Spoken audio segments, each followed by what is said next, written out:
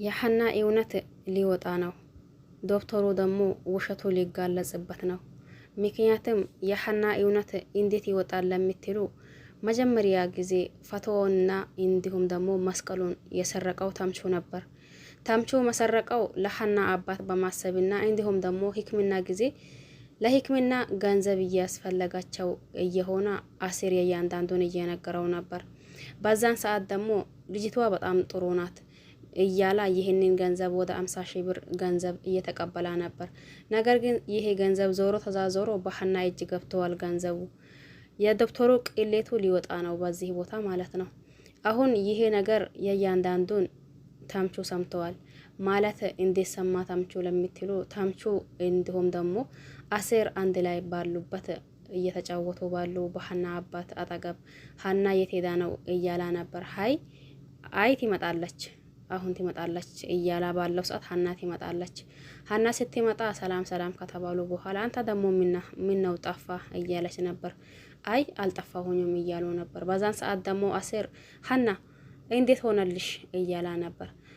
ታው ባኪ አሲር እንዴት ሆነልሽ የሚባል ነገር የለውም። ግን ደግሞ እሱን ተወው። እኔን በዚህ ሰዓት ያስጨነቀኝ የአባቴ ጉዳይ ብቻና ብቻ ነው።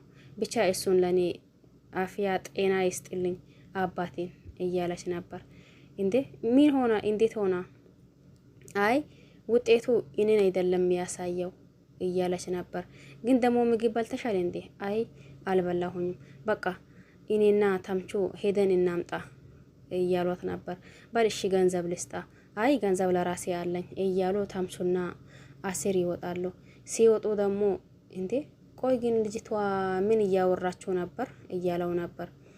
አይ ምንም አይደለም፣ ግን ደግሞ ቤተሰቦቼ አገኘው ብላ በጣም ደስ ብሏት ነበር። ነገር ግን ደግሞ አሁን እሷን እንደሊሆና አረጋጋጣች መሰል እያለው ነበር። እንዴት ማለት? ማለትማ ፎቶውና እንዲሁም መስቀሏን አንድ ልጅ ነኝ ብላ ስትመጣ ይቺም ደግሞ ፎቶዋን እንዲሁም መስቀሏን ስላየች እኔም ልጅ ነኝ ብላ ጀምራ ነበር። ነገር ግን ምን ያደርጋል ያው ውጤቱ እሷን አያሳይም አሉ። ተመርምሮ ነበር እያለው ነበር። በዛን ሰዓት ይሄ ስሜቱን መቆጣጠር እያቀተው እንዴት ስለዚህ ለከባድ ነገር እየሆነ እያወቀ ይሄ ልጅ በዚህ ነገር እኔ እንዲገባ ያደረገኝ ብሎ በጣም ተናደዋል። ያዛኔ ባለበትም ድንግጭ ሲል አሲር ግራ ግብት ብሎት ነበር። እንዴ ምን ሆነሃል ተምቹ ምን ሆነሃል እያለው ነበር። አይ በቃ እያለው ምንም ሳይናገር ተምቹ ይሄዳል። ሄዶ ደግሞ ያንን ልጅ ያገኘዋል። ያሱን ማለት መጀመሪያው ፎቶውንና እንዲሁም ደግሞ መስቀሉን የሰጣውን ልጅ ያገኘዋል። ሲያገኘው አንተ ደግሞ እኔ ላይ ሙድ መያዝ ጀመርክ እንዴ? እኔ ላይ ቁማ ልትጫወት ነው እንዴ? እያለው ጎሮውን እንቅ አደርገዋል። እንዴ ምን እየሆንክ ነው አንተ ደግሞ እያለው ነበር። ቆይ ግን አንተ ምን እያደረከ ነው? ለዚህ ከባድ ጉዳይ ከሆነ እንዴትስ ይህንን ነገር እንዳመጣ አዘዝከኝ? እያለው ጎሮውን እንቅ አደርገዋል። አንተ አዳነዝ ከኔ ጋር ጫወታ ጀመርክ እንዴ?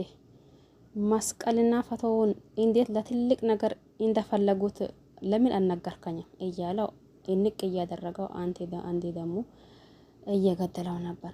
ይቅርታ በጣም ተምቹ፣ አንተ ይቅርታ እንደትለኝ ይገድልሃለሁ። ይቅርታ እኔም እኮ አላውቆም ነበር፣ ግን ደግሞ መረጃውን ቲቪ ላይ ካየሁት እኔም በጣም ገርሞኛል። አሁን ያንን ሰዎች ታገናኘኛለህ ወይስ ደሞስ አንተን እንትን ላድርጋ? አይ ሰዎቹም እንድታደርግ ይገድላቸዋለሁ።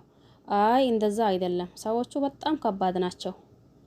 ያራ ከባድ ቢሆኑስ እኔም ወንድ ነኝ እያለው ነበር። እኔንም በእጃቸው ከገባ በኋላ ከጫወታው ውጭ እያደረጉኝ ነው። በል ትሰማኛለህ? እንደዚህ በቀላሉ አልፋታህም። ተምቹ እኔንም ተረዳኝ። እኔም እኮ ለዚህ ትልቅ ጉዳይ እንደፈለጉት እኮ አላቅም እያለው ነበር። አረ እባክህ ሁላችሁንም ቄጣችሁን ወንፊት ካላደረኩኝ እኔ ተምቹን አይደለሁኝም እያለ ተምቹ ያው የሐና እውነት ሊወጣ ነው ማለት ነው። ከዛም የሚቀጥለው ሚላሴ ነበር። ሚላሴ ይህንን የምርመራውን ንግግር ያመጣው እሱ ነበር። ግን እናቴ ምን ሆነሽ ነው እዛ ብቻሽን ቁጭ ብለሻል?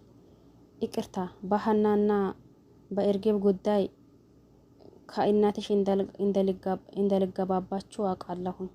ነገር ግን ደግሞ እኔ ነኝ ለዚህ ሁላ የከተትኩሽ። አንተ ምን አደረክ? እኔ ነኝ ሀናን አምኜ አይ ውጤት ይካሄድ እያልኩኝ የነበረው። አይ ምን ሆንኩኝ? ሀና እንጂ አንተ ምን አደረክ? ያቺ ደነዝ ናት እንጂ አንተ ግን ልጄ ነህ። ማደግህን በእርግጥ አውቃለሁ። ግን ደግሞ አደኩ ብላ የቤቱን ኃላፊነትና የሁሉን ነገር ለመውሰድ እያለች ነበር። የኔ ልጅ አንተ እኮ መጨነቅ ስለምትወድ ነው እንጂ እኔና እሷ ምንም አልሆንም። በቃ ይቅርታ አድርግልኝ ለኔ። ሀናንም ደግሞ ታያት። አንተ እኮ ዝም ብለህ መጨነቅ ነው የምትወደው። እኛ እኮ የሆነው ነገር የለም እንዴ? ምንም ካልተፈጠረና ምንም ካልሆናችሁ ደግሞ ተነሽና ሳላይ እንሄድ እያላት ነበር። በዛን ሰዓት ደግሞ ተነስቶ አብሮ ይሄዳሉ። ሲሄዱ ደግሞ አያት አኮርፋ ቁጭ ብላለች። ማለት ይሄ የእርግብ ልጅነት ምንም መተዋጣላት ነገር የለም። ይቺ ልጅ አሁን ምንዋ ነው ሀሴትን የሚመስለው ብላ ግራ ግብት እያላት ነው። ነገር ግን ደግሞ ማንንም እንትን ለማለት አቅም ስለሌላት ዝምታውን መርጣ ዝም ብላለች። ሁሉም ደግሞ ያቺም ማናት እርግቤ፣ ቆይ ግን ምን ሆነሽ ነው አያቴ? አንቺ እኮ ከተመለስነ በኋላ በዚህ ቦታ ተነስተሽ አታቂም እያለች ነበር። እንዴ የት ልሄድ? እሺ እንዴ የት ልሄድ ሰልቀመጥ እያለች ነበር። ይቺ እርግቤ እንደዛ ካላች በኋላ በቃ አሁን እኔ ቆንጆ ቡና አፈላለው ብላ ቡና እያፈላች ነበር። አያቴ ቡና ፈልተዋል፣ ፋላ አልፋላ እኔን ምን አገባኝ? እንደዚህማ ጠብ እርግፍ ብዬ ያፈላሁ ቡና እንደዛ አትይም እያሉ ባላ ሰዓት ወይዘሮ ሜላያ ትመጣለች። እማዬ ምን ሆነሻል? ከሆስፒታል ከተመለስን እስካሁን ምንም ጥሩ አይደለሽም። ውጤቱንም ደግሞ አምናሽ እንዳልተቀበልሽ ያስታውቅብሻል። ያንቺ እንደዚህ መሆን ምን የሚሉት ነው? ቆይ ግን ይቺን ልጅ ልብ ብለሽ አይተሻት ታውቂያለሽ? ምንዋም ሀሴትን አይመስልም። እርግብ ሀሴትን መምሰል አይጠበቅበትም። ምክንያቱም እሷ ራሷ ሀሴት ስለሆነች። ቆይ ግን ይህንን ማለት ምን ማለት ነው? እማዬ በጣም እንደሚወድሽ እና እንደማከብርሽ ታውቃለሽ። ግን ደግሞ በልጄና በኔ መካከል መግባት የለብሽም። ከፋወሽም ደግሞ በጣም ይቅርታ። ግን ከዚህ በኋላ የልጄ ጉዳይ የኔ ጉዳይ ብቻና ብቻ ነው። አሃ ተዛዝላችሁ መዞር ትችላላችሁ በቃ እያለች አያት ትነሳለች። አያቴ ቡናው እኮ ጠጡ እናንተ፣ እኔ ንፋስ እፈልጋለሁ ብላ እሷ ስትወጣ ይቺ ደግሞ ተነስታ እማዬ በኔ ምክንያት ይሄ ስለተፈጠረ አትዘኝ። ቆይ ግን ምንድነው የምታስበው? እኔ ምንስ ብታስብ ምን አገባኝ? እኔ እንደነሱ መጨናነቅ አልፈልግም። አሁን ቡናውን ስጪ እያለቻት ነበር። ይቺም ደግሞ እሺ ብላ ቡናውን እያቀበለቻት ነበር። ከዛ የሚቀጥለው ሀና ነበረች። ሀና አባቷ በመጨረሻ በተባለው ሕክምና ትንሽ እንትን ብሏታል። ሀና ደግሞ በጣም አዝናለች። በዛን ሰዓት ደግሞ ሰላም እየመጣች ነበር። ሰላም እየመጣች ሰላም ሀና እየተባባሉ ቆይ ግን አባትሽ እንዴት ናቸው? አባቴማ እንደምታየው ነው። ቆይ ግን እስከ መቼ ነው እዚህ የምትቆዩት? አንድ ቀሪ ሕክምና አለው ብለዋል። ቆይ ግን ከመቼ ጀምሮ ነው እንደዛ የሆኑት አባትሽ? ትላንት ነው ሕክምና የተደረገበት። ቀሪ ሕክምና እስኪደረግለት ድረስ እንደዚህ ነው የሚቆየው እያሉኝ ነው። ቆይ ግን ሰላምዬ አንቺ እንዴት መጣሽ እንዴ? ሀናዬ በዚህ ቀን አልመጣም ብለሽ ነበር እንዴ ሀንዬ እያለች ነበር። ግን ሰላም በጣም ከፍቶኛል። ውጤቱን ስለጠበቅኩት አይደለም። ሰላምዬ አንቺ እህቴ ሚላስም ወንድሜ እንደሆናቸው አውቃለሁ። ግን ደግሞ እኔ ነጨነቀኝ እያለች ነበር። ታያት እማዬ እኮ ምንም አትሆንም። እማዬ ምን ትሆናለች? ግን ደግሞ እሳቸው በጣም አዝኖብኛል። እሳቸው ሲያዝኑብኝ አንቺም ይሁን ሚላሴ ከኔ ትሪቃላችሁ ብዬ ነው። አይ ሀንዬ ማወለድ ቋንቋ ነው። ከዚህ በኋላ እኔን አሪቀሽ እንድታስብኝ አልፈልግም። ለመሆኑ ግን ምግብ በልተሻል? አዎ ቅድም ከሚላሴ በልቼ ነበር። እሱም ደግሞ ወጥቶ ቀራ። በቃ እኔ ሄጄ አመጣልሻለሁ። አይ ሰላምዬ እንደዛማ አይሆንም። በቃ አሪቀሽ አታስብኝ ብዬሻለሁኝ ሀናዬ እያለች ሰላም ለሀና ምግብ ለማምጣት ስትነሳ ሀና ሆድ ቢሶት መሰለኝ ተነስታ ሰላምዬ ብላ እቅፍ አድርጋት ታለቅሳለች። ምን ነው ግን ሀናዬ እያለች ነበር። ከዛ የሚቀጥለው የሰላም አያት እሄዳለሁ ብላ ተነስታለች። እማዬ ምን እየሆንሽ ነው? ሊሄድ ነው። የት? ወደ ቤቴ ነው። የመጣሁበት ጉዳይ አለቀ። እማዬ ቅድም ስለተናገርኩሽ ነው እንዴ ተናደሽ አሁን የምትነሺው? እማዬ እኔ እኮ ላስከፋሽ ፈልጌ አይደለም ሜላት፣ እኔም ልጅ ወልጃለሁ። የእናት ልብ ደግሞ ስስ እንደሆነ አውቃለሁኝ። እንደ አያቴ ለምንድን ነው ግን ከኛ ጋር ማትቆይው ብላ ሄዳ ትሲማለች። ይቺ እርግቤ የምትባለው ማለት ነው። እንዴ ቤቴን ለማን ትቼ ነው ከእናንተ ጋር የሚቀመጠው? በሉ በሉ እናንተ እያለች ነበር። ሚላሴ ደግሞ አያቴ እኔ እኮ ምን እንደሚለሽ ራሱ ግራ ገብቶኝ ነው። በልበል ና አንተ ሻኝኝ እያለች እሷ ስትወጣ የኔ እናት ግን በጣም ይቅርታ እያለች ነበር። ምን ነው አንቺ ደግሞ ከሀገር የሚወጣ አስመሰልችው እያለች ነበር። ካዛ ይቺ እርግቤ የምትባለው እማዬ አትዘኝ በቃ ልሂድ ካለች እኮ ምን ይደረጋል እያለች ሄዳ ይቺን ታባብላለች።